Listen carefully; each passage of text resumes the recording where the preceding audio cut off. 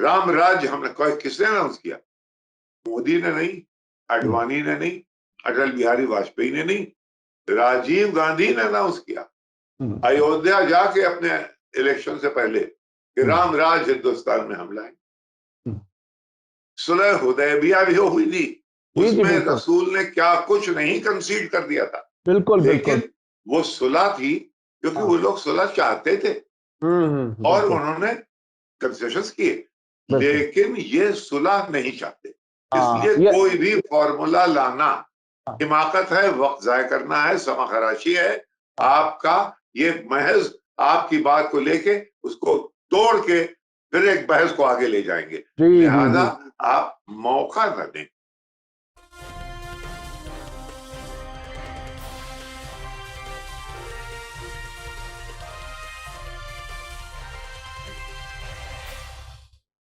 Hello, नमस्कार, आदाब, सत श्री अकाल और अस्सलाम वालेकुम। मैं हूं मोहम्मद अहमद काज़मी, लेकर आया हूं आपका पसंदीदा कार्यक्रम आपके रूबरू। आज संडे है और आज कई ऐसे अहम मौज़ूआत पर हम बात करेंगे। सईद नकवी साहब से इंटरनेशनल अफेयर्स में आप माहिर हैं, लेकिन कभी कभी हम उसको कनेक्ट करके देखना चाहते हैं, भारत में क्या कुछ हो रहा है उससे भी रिलेट करके अगर कोई चीज देखी जा सकती है, समझी जा सकती है। आपके तजर्बात इतने हैं कि बिल्कुल जब दुनिया को इंसान देखता है और हर चीज नजदीक से देखता है तो तकरीबन दुनिया ऐसी छोटी नजर आती है जैसे हाथ की उंगलियां, हाथ की लकीरें। सईद नकवी साहब ने 110 मुल्कों से ग्राउंड रिपोर्टिंग की है। ये बहुत बड़ी बात है, ये हर एक को नहीं मिलता। हर एक को क्या, शायद ही ऐसे इवन यूरोपियन और दूसरे जो जर्नलिस्ट हैं जिनको आमतौर पर गोरे होने की वजह से हम लोग समझते हैं कि वो शायद हमसे ज्यादा समझदार हैं, लेकिन ऐसा नहीं होता। उससे बिल्कुल उल्टी बात है। सईद नकवी साहब ने अपनी जिंदगी पूरी नजदीक से दुनिया को देखने में लगाई है और आज हम ये समझना चाहेंगे। नकवी साहब, वेलकम है आपका मीडिया स्टार वर्ल्ड में। सीधा मैं सवाल पे आ जाऊं कि आपने दुनिया देखी है, दुनिया की तारीख पढ़ी है, बहुत नजदीक से चीजें देखी हैं। आपको क्या कुछ लगता है कि दुनिया में जब जब सिविलाइजेशन बदलती हैं, जब मुल्कों में हुकूमतें बदलती हैं, कहीं एक टर्मिनोलॉजी हमारे यहाँ इस्तेमाल हो रही है, आक्रांता आते हैं किसी मुल्क में, तो वो क्या कुछ करते हैं, क्या कुछ तब्दीलियां होती हैं? क्या इन वाकयात को कहीं जो कुछ भारत में हो रहा है, क्या कुछ इंटरनेशनल अफेयर्स में आपने कुछ ऐसी नजदीक से तब्दीलियां देखी हैं? क्या कुछ है? आप अपने तजुर्बात की रोशनी में हमें जरा बताइए। मीडिया स्टार वर्ल्ड चैनल को फ्रीलांस स्क्रिप्ट लिखने वालों, वॉइस ओवर आर्टिस्ट्स और वीडियो एडिटर्स की जल्द जरूरत है। अपने घर से काम करने का बेहतरीन मौका। उम्मीदवार अपने बायोडेटा और एप्लीकेशन के साथ हमारे ईमेल और व्हाट्सएप नंबर पर कांटेक्ट कर सकते हैं। हमारा ईमेल है editor.mediastarworld@gmail.com और व्हाट्सएप नंबर है 8287963622। मैसेज के शुरू में एप्लीकेशन लिखना ना भूलें। काज़मी साहब, ऐसा है कि तहजीबें गुरूब होती हैं फिर उभरती हैं।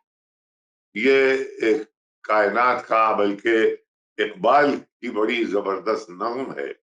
जब वो मस्जिद कुर्तुबा, जिसे कॉर्दोबा कहते हैं, स्पेन में अंदलूसिया, वहां जब गए और उन्होंने देखा कि वहां उसके अंदर एक गिरजा है, तो इकबाल ने एक नज़्म लिखी थी। उसमें उसका पहला मिसरा है सिलसिले रोज़ो शब, यानी ये रोज़ो शब का सिलसिला है। इसमें सूरज निकलता है, ढलता है, तो पूरी नज़्म बड़ी खूबसूरत है। आप भी जेरूसलम गए होंगे? जी जी। नहीं, मैं जेरूसलम नहीं गया, मैं नहीं गया। जी जी। अच्छा, हाँ, मैं दमिश्क तक गया हूँ। दमिश्क और अम्मान वगैरह में गया हूँ। अगर जेरूसलम में गया हूँ, हाँ, वहां पे एक जगह है चर्च ऑफ द होली सेपल्कर। जहां के हजरत ईसा को गोया उनका आखिरी जो वो सलीब पे चढ़ा दिए गए, बड़ा अहम गिरजा है। उसपे भी एक विवाद है, कुछ हिस्सा ऑर्थोडॉक्स चर्च के पास है, कुछ कैथोलिक के पास है। बहरहाल जब मुसलमानों ने फतेह किया यरूशलेम को और हजरत उमर दूसरे खलीफा जब दाखिल हुए, और वो दाखिल हुए बहुत ही मुहताती से, यानी उनके साथ उनका एक नौकर था, एक वो खुद ऊंट पे जाहिर है। तो उनको बताया गया कि ये गिरजा वगैरह लोग दिखा रहे थे। उस वक्त अजान हो गई। अब ये हुआ कि इनको नमाज पढ़नी है, तो वहां के गिरजे वालों ने कहा कि आप यहाँ आके नमाज पढ़ लीजिए। उन्होंने कहा नहीं, मैं यहाँ खुले में नमाज पढ़ूंगा, क्योंकि वहां अगर मैंने नमाज पढ़ ली तो लोग इसको मस्जिद समझने लगेंगे, एक फितना खड़ा हो जाएगा। बाहर नमाज पढ़ी, बहरहाल उस जगह पे फिर एक छोटी सी उनके नाम से एक मस्जिद बनी। एक वाकया ये है। फिर 7वीं 8वीं शताब्दी में जबकि मुसलमानों का कब्जा अंदलूसिया, देखिए अंदलूसिया स्पेन का हिस्सा है, स्पेन का सदर्न एरिया को अंदलूसिया कहते हैं। वहां पे जब इनकी हुकूमत और 800 साल रही, तो बड़ी खूबसूरत इमारतें उन्होंने, स्पेनियर्ड्स ने बहुत ही उनको तहफ्फुज से रखा है, और इतना टूरिज्म वहां होता है कि जिसकी कोई इंतहा नहीं। लेकिन जो वहां की अजीम शान मस्जिद कर्दोबा है, देखने के काबिल है। बहुत ही यानी अजीब व गरीब मस्जिद है वो। जब 1492 जबकि कोलंबस गोया गए और उसे कहते हैं स्पेनिश में रिकॉन्क्विस्टा, यानी रिकॉन्क्वेस्ट, यानी कब्जा, यहां से और लोगों को भगा दिया गया।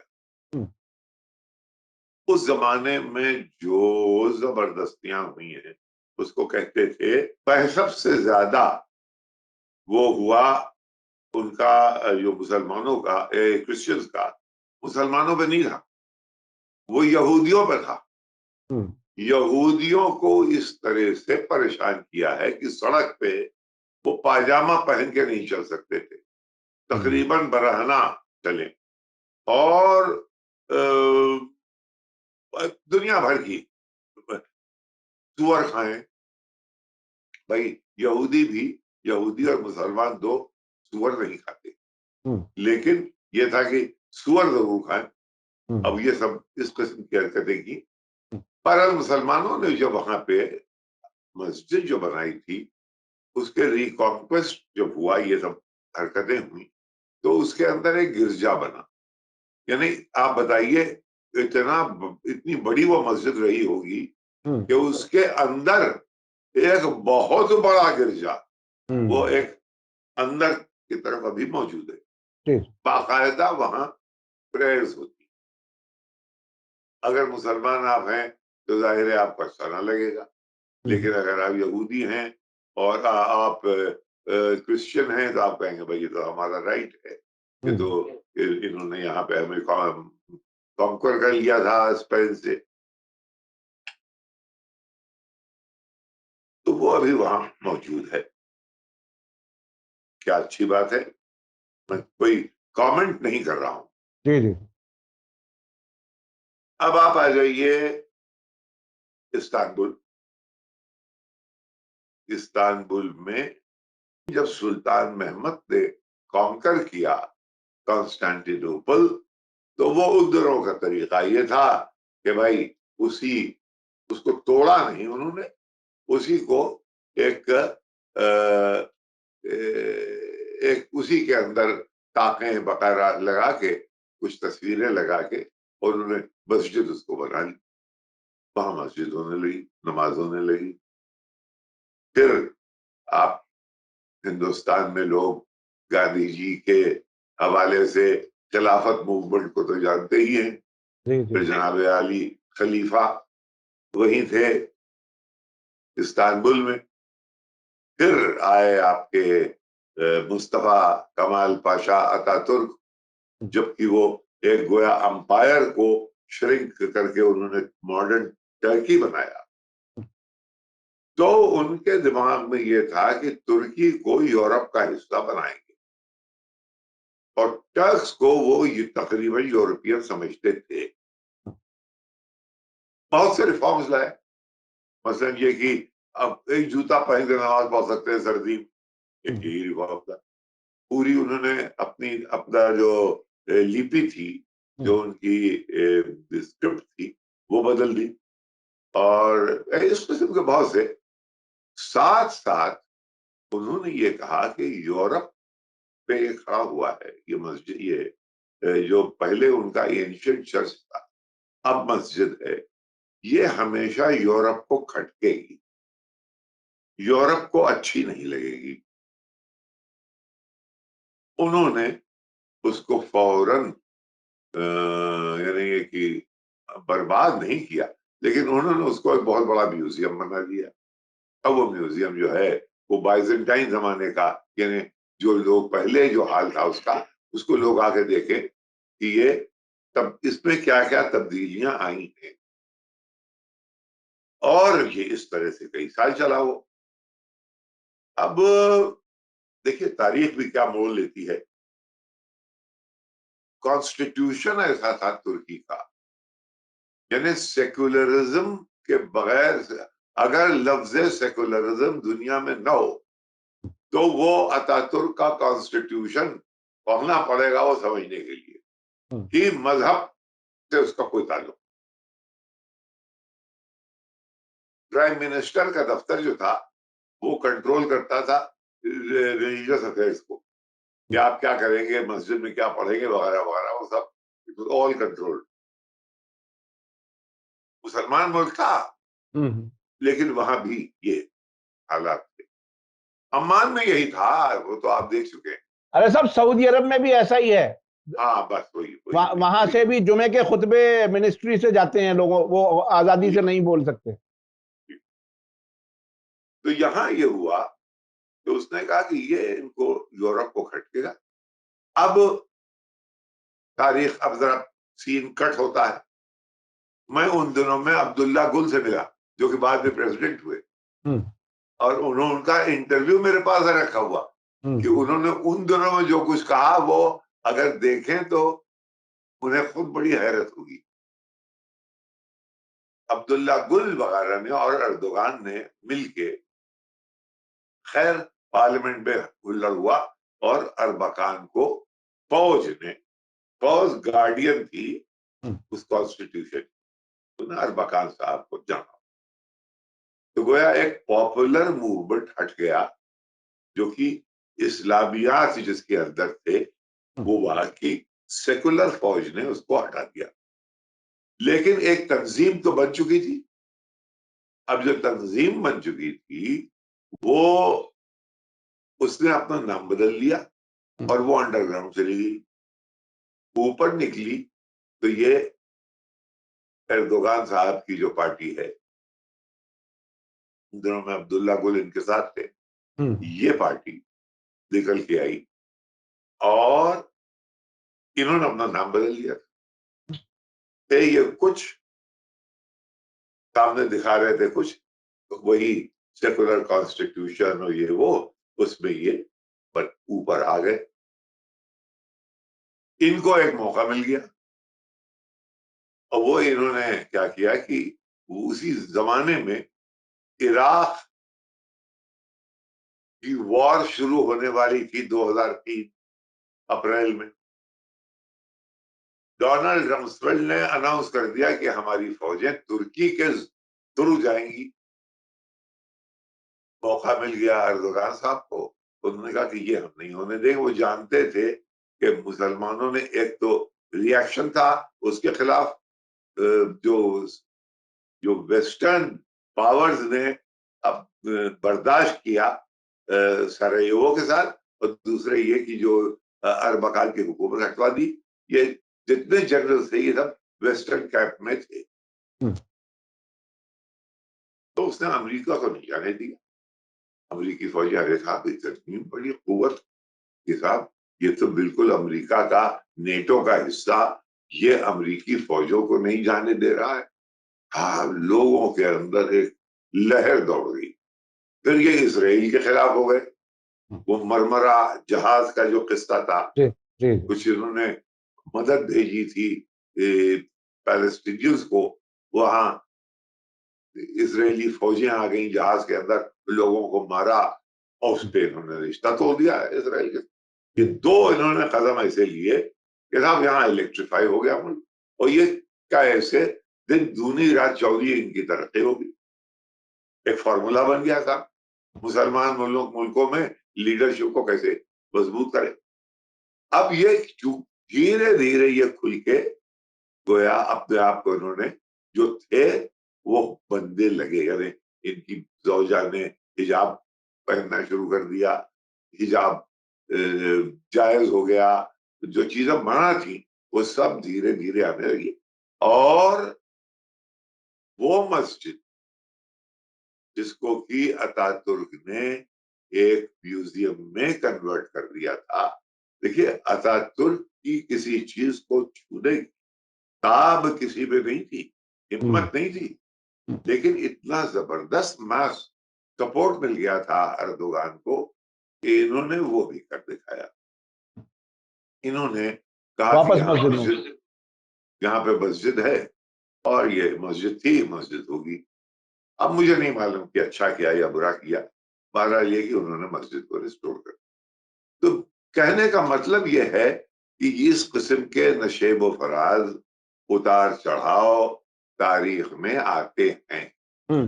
हमारे यहाँ उसी पर मैं आना चाह रहा हूं कि ये जो आपने तजर्बे बताए, मस्जिद कर्तबा का बताया और इस्तांबुल का तजर्बा बताया, तजर्बा ऐसा कि चर्च, उसके बाद म्यूजियम, उसके बाद फिर मस्जिद, और ये तब्दीलियां यहाँ जिस तरह से इस वक्त हमारे मुल्क में जो एक तूफान सा लग रहा है।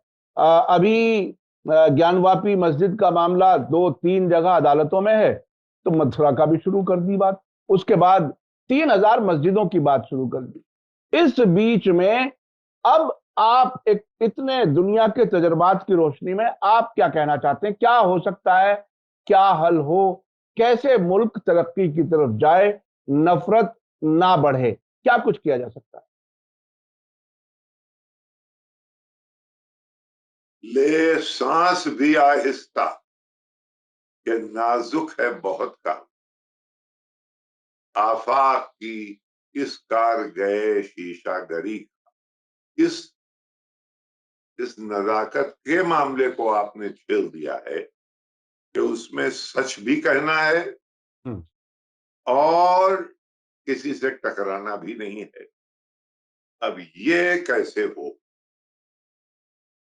तो आपने गोया एक दुविधा में मुझे डाल दिया, लेकिन मैं कोशिश करता हूं। देखिए, इसमें तो कोई शक नहीं कि ये यहाँ पे अगर मंदिर था तो 1947 में एक, उसके 1948 उसके बाद एक मूर्ति स्थापित हो गई इस बाबरी मस्जिद में। जवाहरलाल नेहरू को खबर मिली, जवाहरलाल नेहरू कहा उसको हटवाइए। पंत जी जो चीफ मिनिस्टर थे यूपी के, उन्होंने कहा था वो नायर जो है कलेक्टर, वो मानता नहीं हटा रहा, अब बताइए। ये भी मजबूरियां थी। तो मालूम यह हुआ कि शुरू ही से कांग्रेस पार्टी के अंदर ही एट द टॉप शुरू से एक विवाद था कि मजहब की तरफ कितना रुजू हो, और जवाहरलाल का ये था कि उससे कितना हटें, समझे। बीच में गांधी जी वो करवा देते थे। बहरहाल ये चीज तब से चली आ रही है, लेकिन दबी हुई थी। मसला रहा, यानी वहां पे ताले लगा दिए गए। फिर अब देखिए, ये बीजेपी ने नहीं किया था, ये 1985 में, 1985, हाँ 84-85 में जी जी जी। साहब ये कि और मुसलमान वोट को और कंसोलिडेट करने के लिए, अब देखिए ये है मामला सियासी। अब उसमें पॉलिटिकल एनालिसिस आप उससे अगर इंटरनल अफेयर्स की करेंगे तो वो, अब उसमें किस्सा क्या है? किस्सा ये है कि मिसेस गांधी का असैसिनेशन हुआ। हम मासूम थे, रिपोर्टर थे, और उसके बाद जब 3/4 उसके साथ पार्लियामेंट में राजीव गांधी आए मेजॉरिटी के साथ, तो ये हुआ कि मिसेस गांधी मारी गई।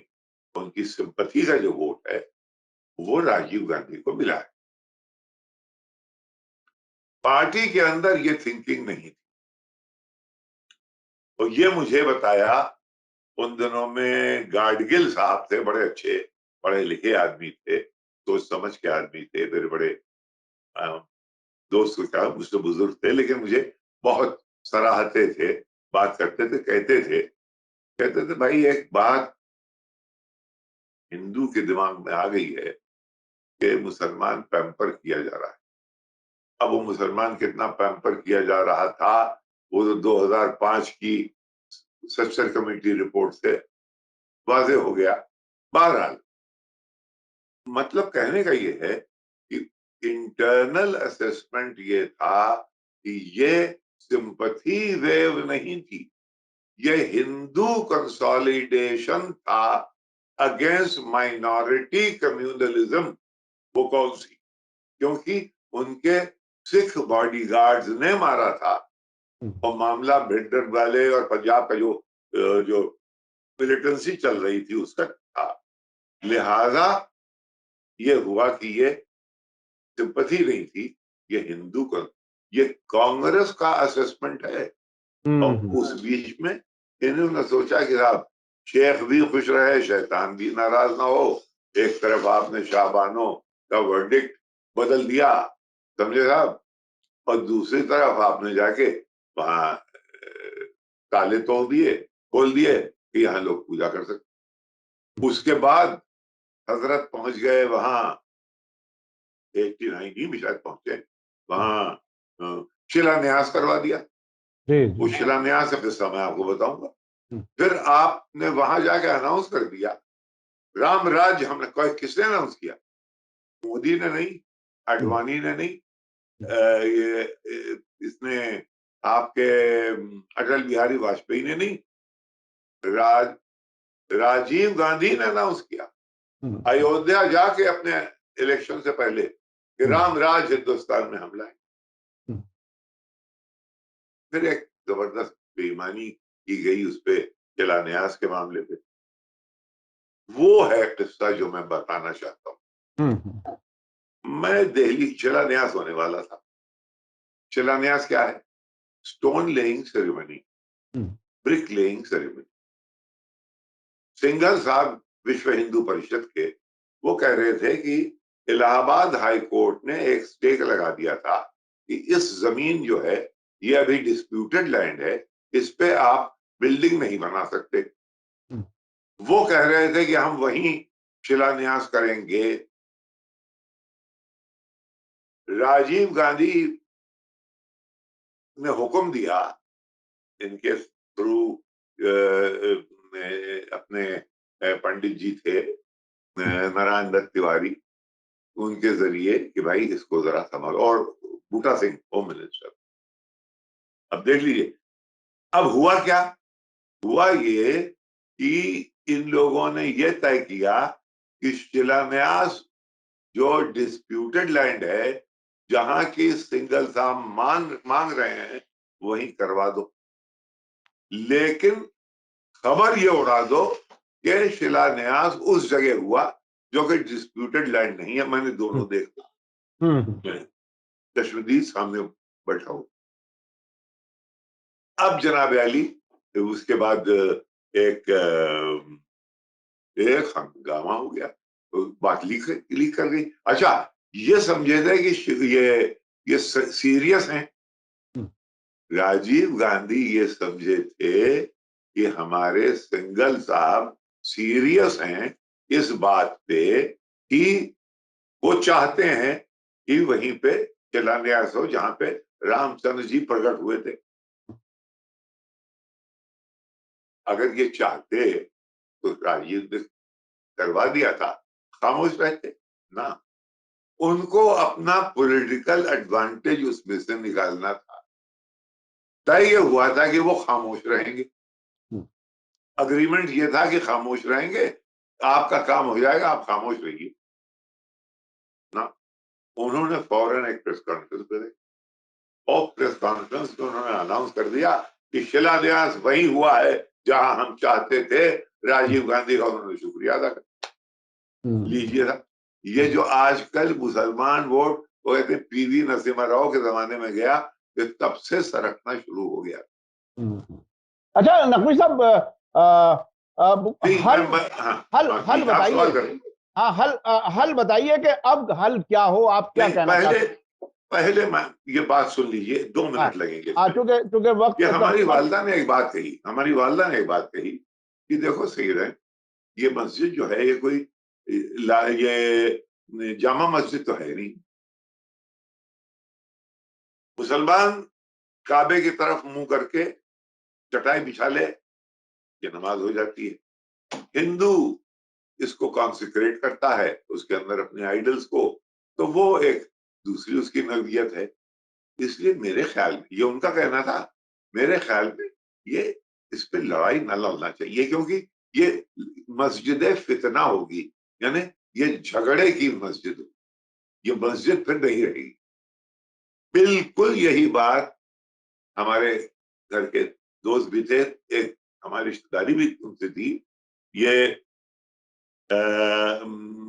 कल्बे सादिक साहब, मौलाना कल्बे सादिक का तो ये कहना था कि अगर मुसलमान अयोध्या का मुकदमा जीत जाएं तो उनको कुशादा दिली से ये जमीन फिर भी लौटा देना चाहिए, क्योंकि हिंदू की आस्था का मामला है। देखिए, अब यहाँ पे वो आस्था की बात कर रहे हैं, हम जानते हैं कि ये पॉलिटिकल था, लेकिन कम से कम डिफ्यूज करने की एक बात तो थी। यही बिल्कुल अप्रोच था ज्ञानवापी और मथुरा का। अगर इस वक्त नॉर्मल हालात होते और हम और आप नॉर्मली लॉजिकली गुफ्तगू कर रहे होते और अपने हिंदू भाइयों से भी गुफ्तगू कर सकते, तो हम ये कहते कि देखिए ये 3 जगह जो हैं, इनमें ये आपकी बहुत अहम जगह हैं, यानी काशी और मथुरा, ये वाकई में उनके लिए, यानी खुद हमारे शायरों ने, गालिब ने इसको काशी को कहा है कि इबादत खाने नाखूसियानत अमाना काबे हिंदुस्तान। गालिब ने इसको हिंदुस्तान का काबा कहा है। वहां पे ये मस्जिद जो है वो बिल्कुल उसकी छत के ऊपर अच्छी नहीं मालूम होती, साथ रहना है ये, लेकिन ये गुफ्तगू तब हो सकती है जबकि हालात कुछ वो देखिए, लिहाजा वो नहीं हो सकता। अब इस वक्त देखिए सूरत हाल ये है कि बात ये नहीं है कि बिल्ली दूध पी गई, बात यह है कि रास्ता देख लिया बिल्ली ने। मुसलमान आमतौर पर जो फिक्रमंद है वो इसलिए है कि अभी एक की डिमांड फिर दूसरे की, फिर 3000 की लिस्ट आ रही है। और 1991 में एक कानून बनाया गया था, 1947 में जो भी हालत हो उसको वहीं रखना चाहिए, नहीं तो मुसलसल झगड़े बाकी रहेंगे। ऐसी सूरत में क्या हो जिसमें किसी तरह से ये नफरत की कहानी खत्म हो जाए? ये नफरत की कहानी खत्म करना चाह नहीं रहे, हिस्सा ये है, यानी आप नफरत की कहानी खत्म करना चाहते हैं, वो चाहते नहीं तरीका यही है कि इस बजाय इसके कि यहाँ पे आप एड़ी चोटी का जोर लगा दें कि ये ना हो, अगर आप हट जाएं तब उनका खेल कमजोर होता है। यानी अगर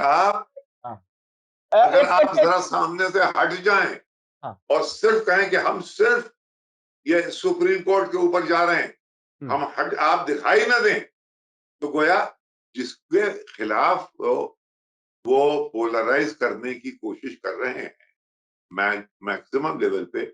और इसके और भी पहलू हैं। आप हमारी जो किताब है द मुस्लिम वैनिशेस, वो आपके व्यूअर्स जरा सा हिंदी में भी मौजूद है, और वो जाके जरा सा देखें, उसमें बहुत से इशारे मिल जाएंगे कि यहाँ मसला है क्या। भाई अब देखिए आपका प्रोग्राम की नवियत वो नहीं है, इसलिए मैं वो बातें नहीं करूंगा। नहीं, एक चीज और मैं समझना चाहता हूं कि देखिए, जब बाबरी मस्जिद का सुप्रीम कोर्ट में फैसला होने वाला था, उस वक्त एक माहौल बना, मुसलमानों ने कहा कि जो भी फैसला होगा हम उसे मानेंगे, और एक तरह से थक भी चुके थे कि कब तक लड़ें, क्या हो, यह भी एक बात थी।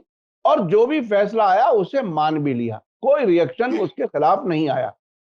अब भी मुसलमान मुसलसल सब्र से काम कर रहा है, कितना प्रोवोक करने की कोशिश हो रही है, सब्र से काम कर रहे हैं।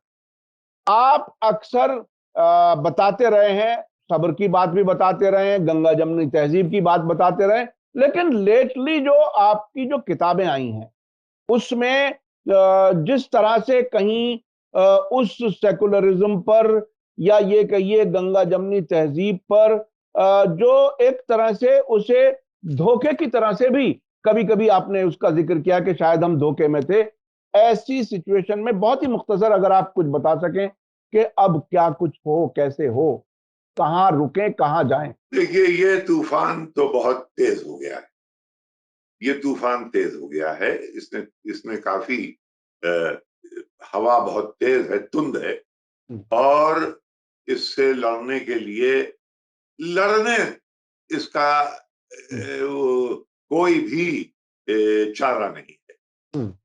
आप जंग हार जाएंगे अगर आप लड़ेंगे, अगर आप हट जाएंगे तो आप उनके सामने से टारगेट हटा देंगे जिसके बगैर वो कुछ कर नहीं सकते। यानी आप, ये ढील का पेंच है, इसमें आप हट जाएं, यही आप कर सकते हैं। देखिए है, और छोड़ दें कोर्स के ऊपर, कोर्स के ऊपर छोड़ दें। अब ये है कि साहब ये नहीं, अब तो कह रहे हैं तो मीनार भी है, ताजमहल भी है, दुनिया भर।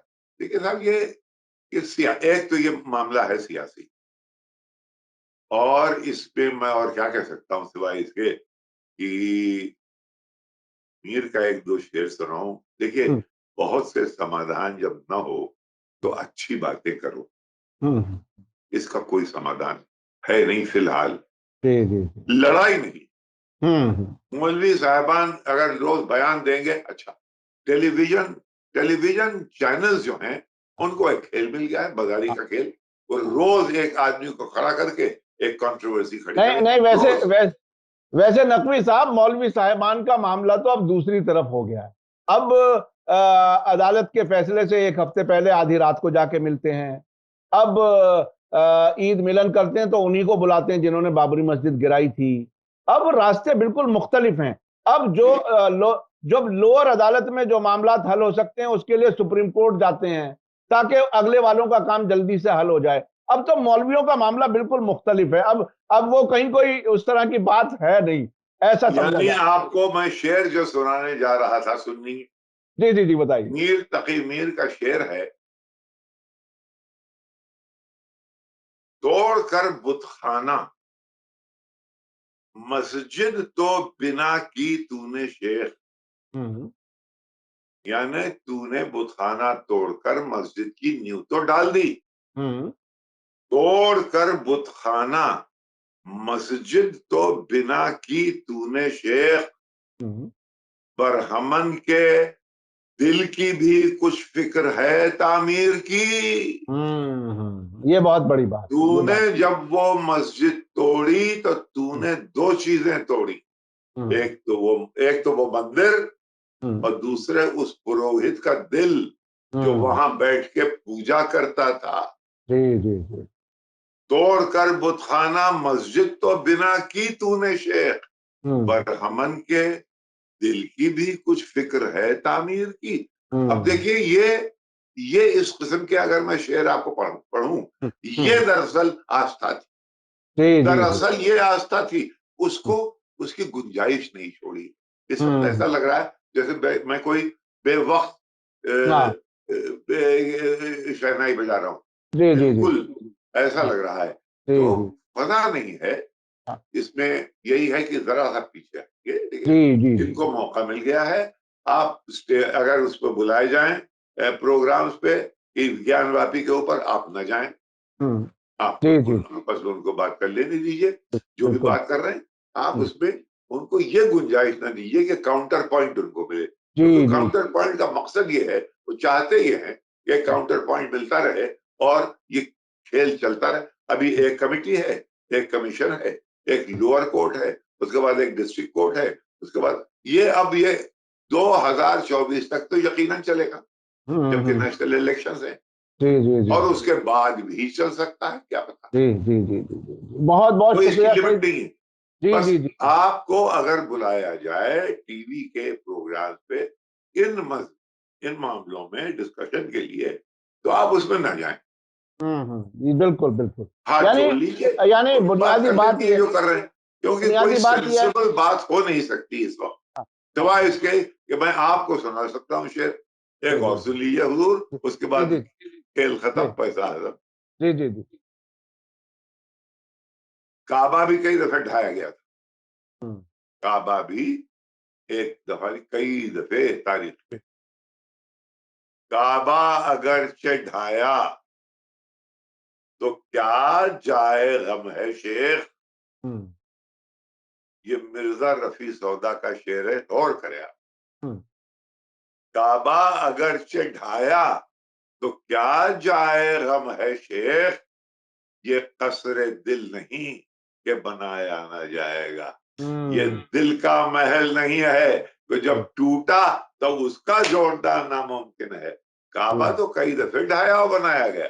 जी। बहुत बहुत शुक्रिया सईद नकवी साहब। देखिए मैं अपने दर्शकों से बताऊं कि नकवी साहब भी इस वक्त जो है वो उस तरह से, चूंकि रीजनेबल बात करने का माहौल बजाहिर नहीं है, इसलिए कोई हल बताना अपने आप में एक मुश्किल काम है। जो दूसरी तरफ से प्रोवोक करने की कोशिश है उससे बचा जाए, जहां तक मैं नकवी साहब की बात समझाऊं। आप थोड़ा सा पीछे रहिए, आप टेलीविजन डिबेट में ना जाइए, काउंटर पॉइंट ना दीजिए, वक्त को गुजार लीजिए, ये एक सॉल्यूशन है। क्योंकि कहीं भी अगर टकराव होगा, और इस वक्त आमतौर पर मुसलमानों का जो एटीट्यूड है, बिल्कुल नौजवान, मैं कभी कभी इस बात से डरता हूं कि कहीं कोई अनपढ़ जाहिल कोई मुसलमान कोई ऐसा ना हो कि प्रोवोक होकर के और जवाबी कोई कुछ कर ले, क्योंकि जिस किस्म के वाकयात होते हैं उसमें ये एक डर हमेशा बना रहता है। लेकिन बहुत ही सब्र से वक्त गुजार रहे हैं, समझदारी से वक्त गुजार रहे हैं। सईद नकवी साहब का मशवरा और नसीहत यही है कि समझदारी से ही वक्त गुजारें और ये मौका ना दें कि कोई इसमें प्रोवोक हो, मामला खराब हो। लेकिन ये कि अगर कहीं किसी का दिल टूटा है, अगर किसी का कोई उनको हम संभाल सकते हैं, हालात को संभालने हम जो भी कुछ कंट्रीब्यूट कर सकें उसे जरूर करें, और मुल्क को किसी तरह से सीधे रास्ते पर चलते रहने या चलाने की कोशिश करनी चाहिए। ये याद रखिए, सुलह वो नहीं चाहते। जी वो सुलह नहीं चाहते। जी भाई सुलह हुदैबिया भी हुई थी, उसमें रसूल ने क्या कुछ नहीं कंसीड कर दिया था। लेकिन वो सुलह थी क्योंकि वो लोग सुलह चाहते थे और उन्होंने कंसेशंस किए, लेकिन ये सुलह नहीं चाहते। इसलिए कोई भी फॉर्मूला लाना हिमाकत है, वक्त जाया करना है, समाखराशी है आपका। ये महज आपकी बात को लेके उसको तोड़ के फिर एक बहस को आगे ले जाएंगे। लिहाजा आप मौका न दें। अच्छे अशार याद हो, अच्छे अशार अगर याद हो तो यकीनन पढ़ दें। बुनियादी बात यही है कि मौका ना दें, और सामने वाला सुलह नहीं चाहता, वो कोशिश है कि वो प्रोवोक करना चाहता है, प्रोवोक ना हो, किसी तरह से वक्त गुजार लें। बहुत बहुत शुक्रिया सईद नकवी साहब, आपके तजुर्बात से दुनिया के जो आपने वाकयात बताए, मस्जिद कर्तबा का मामला बताया, हागिया सोफिया जो मस्जिद अब है वो कैसे किन किन मरहलों से गुजरी वो भी आपने बताया, और जो सिविलाइजेशन की तब्दीली के वक्त क्या क्या होता है वो भी आपने महसूस कराया। बहरहाल हमारे लिए बहुत कुछ समझने के लिए, सीखने के लिए है। जो नकवी साहब ने आखिर में जो मशवरा दिया वो बहुत ही अहम है। इसी के साथ मुझे दीजिए इजाजत। धन्यवाद, शुक्रिया। जय भारत, जय हिंद। मीडिया स्टार वर्ल्ड के और वीडियो देखने के लिए हमारे चैनल को सब्सक्राइब करें और सीधे नोटिफिकेशन पाने के लिए बेल आइकन दबाएं। और अगर हमारी खबर सच्ची और अच्छी लगे तो अपने व्हाट्सएप, इंस्टाग्राम, फेसबुक और ट्विटर अकाउंट पर जरूर शेयर करें।